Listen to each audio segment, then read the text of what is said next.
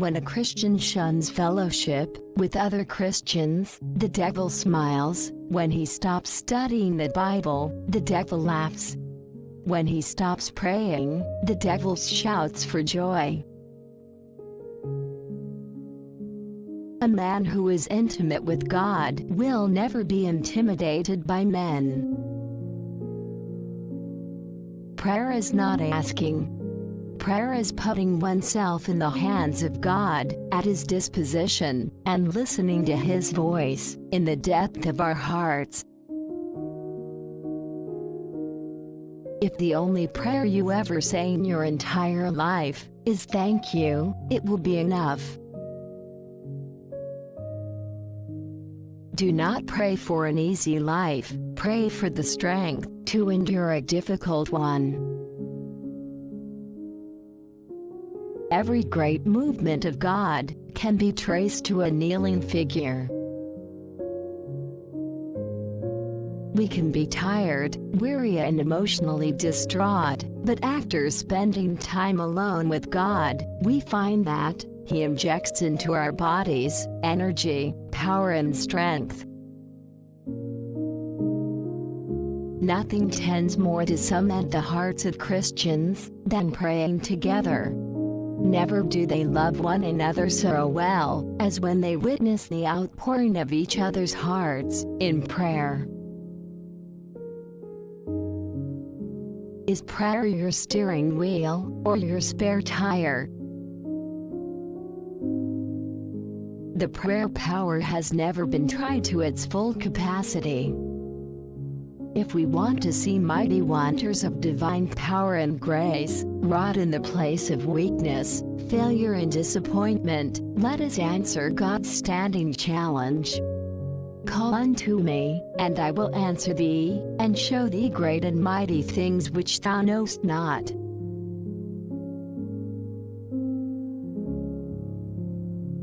Prayer is the way you defeat the devil, reach the lost, restore a backslider, strengthen the saints, send missionaries out, cure the sick, accomplish the impossible, and know the will of God. Never forget the three powerful resources you always have available to you: love, prayer, and forgiveness.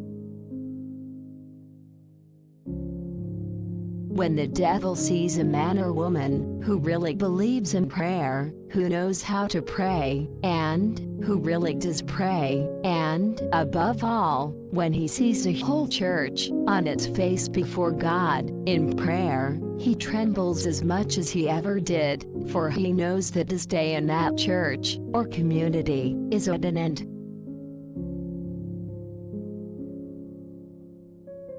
Prayer is God's ordained way to bring His miracle power to bear in human need. Each time, before you intercede, be quiet first and worship God in His glory. Think of what He can do and how He delights to hear the prayers of His redeemed people. Think of your place and privilege in Christ and expect great things.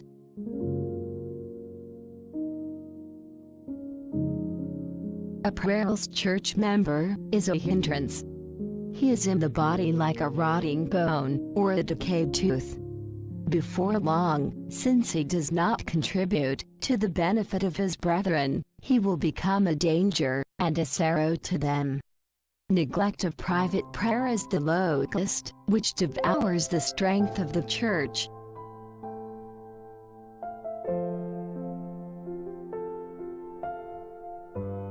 The greatest tragedy of life is not unanswered prayer, by unanswered prayer.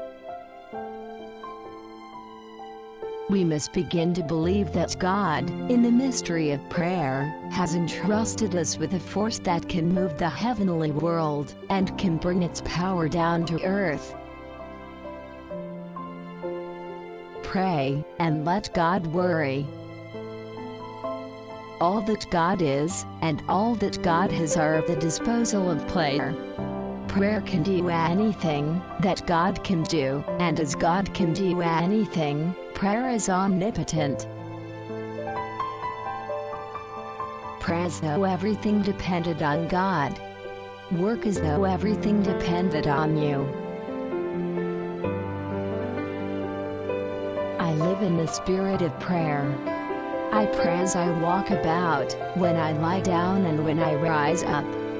And the answers are always coming. To clasp the hands in prayer is the beginning of an uprising against the disorder of the world. The prayer of the feeble saint, who lives in the Spirit and keeps right with God, is a terror to Satan. The very powers of darkness are paralyzed by prayer. No spiritualistic seance can succeed in the presence of a humble praying saint. No wonder Satan tries to keep our minds fussy, in active work till we cannot think in prayer.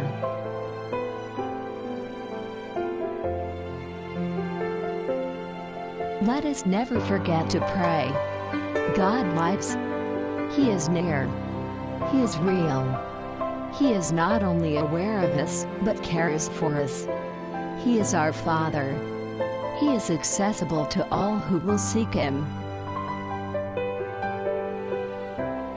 Prayer, secret, fervent, believing prayer, lies at the root of all personal getlings. You can do more than pray after you have prayed, but you cannot do more than pray until you have prayed. Pray often, for prayer is a shield to the soul, a sacrifice to God, and a scourge to Satan. The Christian life is not a constant high. I have my moments of deep discouragement. I have to go to God in prayer with tears in my eyes, and say, "Oh God, forgive me, or help me." To be a Christian without prayer is no more possible than to be alive without breathing. Our prayer must not be self-centered.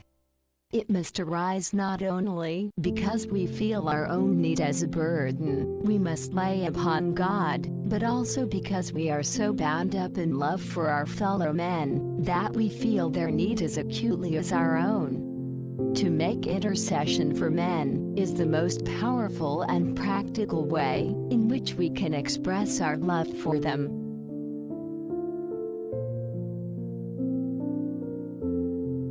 More things are wrought by prayer than this world dreams of. We are too busy to pray, and so we are too busy to have power. We have a great deal of activity, but we accomplish little. Many services but few conversions. Much machinery but few results. I know of no better thermometer to your spiritual temperature than this, the measure of the intensity of your prayer. Prayer is not so much an act as it is an attitude of dependency, dependency upon God. Most Christians pray to be blessed. Few pray to be broken. The great battles, the battles that decide our destiny, and the destiny of generations yet unborn, are not fought on public platforms, but in the lonely hours of the night and in moments of agony. In prayer, it is better to have heart without words, than words without heart. Prayer will make a man cease from sin, or sin entice a man to cease from prayer. The spirit of prayer is more precious than treasures of gold and silver.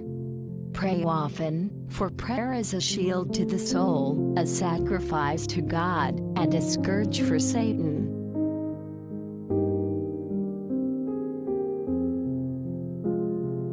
There is a mighty lot of difference between saying prayers and praying. Grant that I may not pray alone with the mouth.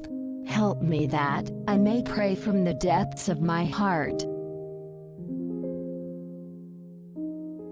Always respond to every impulse to pray. The impulse to pray may come when you are reading, or when you're battling with a text. I would make an absolute law of this. Always obey such an impulse.